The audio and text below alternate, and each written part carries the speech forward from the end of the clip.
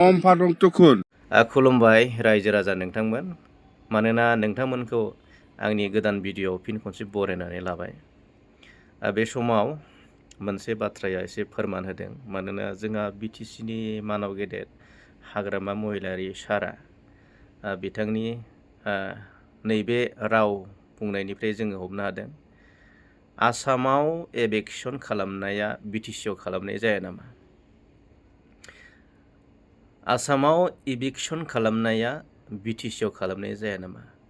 बिटिसिआ आसामाव गैया नामा? आरो बिथाङा एसे बुंस्लिंदों दे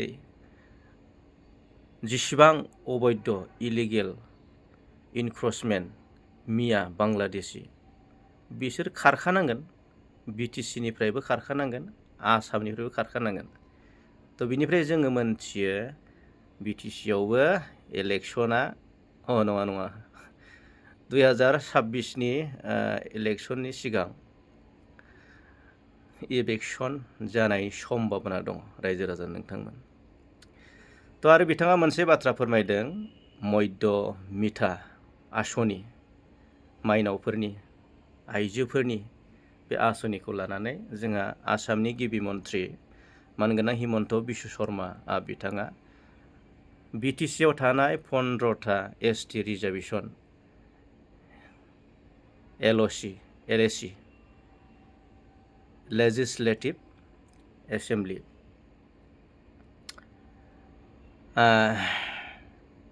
माखासे माबायाव एलएसिआव बेरायनानै फोसावगासिनो दं बे बाथ्राखौ बिथाङा फोरमायदों। आरो बिथाङा फोरमायबावदों मिडियाफोरनि सोंनायाव मिडिया पार्सननि सोंथि सोंनायाव बिथाङा फोरमायबावदों मानोना बिटिसिआव थानाय 15था एसटि रिजार्भेसन सिटखौ 2026नि बिसायख'थियाव देरहाहोजोबनांगौआ बिथांनि खामानि होनना फोरमायदों। थ' रायजो राजा नोंथांमोन दा दिनैनि मेन टपिकआ माने आसामाव जादोंब्ला बिटिसिआवबो इभेक्सना जागोन बे रोखा जादों। आरो मोनसे बाथ्रा सोंदों जिथुनाखि साहित्य सभानि नेहाथारि नामा बिथाङासो बुंदों होननानै मिडिया पार्सनफोरा बुंलाबायदों, माने गोदाव सोराव बुंलाबायदों आरोना। थ' बिथां मिडिया पार्सन सोंनायनिफ्राय बुंनायनिफ्राय बेफोर बाथ्राफ्रा जोंहा मानव गेदेर हाग्रामा महिलारि बिथांनिफ्राय ओंखारनायखौ जों नुनो मोन्दों आरो। दा जोङो नुनो मोनो माब्लाबा बै मिडिया पार्सनफोरा एकदम गोदाव सोराव जानला मोनला सोंना होलाबायनोसै, ओमफ्राय बै फिननाय होग्राफ्रा मा बुंगोन मा थागोन नै बिदिखौ बुङो आरोना। अब्लाबो जानो हागौ रायजो राजा नोंथांमोन। थ' भिडिअखौ नायलांदो।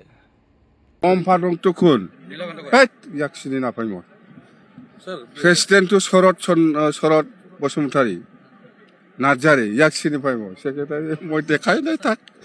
যিবিলাক কথা সাহিত্য হিচাপে ক'ব নাপায় এইবিলাক কৈ কিবা লাভ আছে? কোনোবা পলিটিকেল পাৰ্টিৰ লিডাৰ হয় না কোন হয়? এইটো অবৈধ কাক বুজাই আছে? অবৈধটো অবৈধ, অসম চৰকাৰৰ অসম চুক্তিৰ দ্বাৰা সেইটো কাম কৰি আছে। অসম চুক্তি ইয়াতে আছে, চুক্তিত লিখা আছে যিসকল অবৈধ ইহঁতে যাবই লাগিব। আৰু চৰকাৰে ইয়াৰ ওপৰত চালি জাৰি চাবৰ কাৰণে বা ইনভেষ্টিগেশ্যন কৰিবৰ কাৰণে ইয়াত কমিটি আছে, অসম চুক্তি ৰূপায়ণ কমিটি। ইয়াৰ দ্বাৰা যি কাম কৰিব লাগে কৰি আছে। ইয়াৰ কোনোবা বড়ো সাহিত্য সভা প্ৰেচিডেণ্ট, কোনোবা ছেক্ৰেটাৰী বা কোনোবা সদস্য ইয়াৰ ওপৰত কি দৰকাৰ আছে ক'বলৈ? অসম চৰকাৰে কিমান এই বিটিচিটো অসমৰ ভিতৰত নাই নেকি? অসম চৰকাৰে অসমে যেনেকৈ খেদাই আছে বিটিচিও খেদাব লাগে। এই বিটিচিটো অসমৰ আছে না নাই? এই বড়ো সাহিত্য সভাৰ কোনে কৈছে? বড়ো সাহিত্য সভাৰ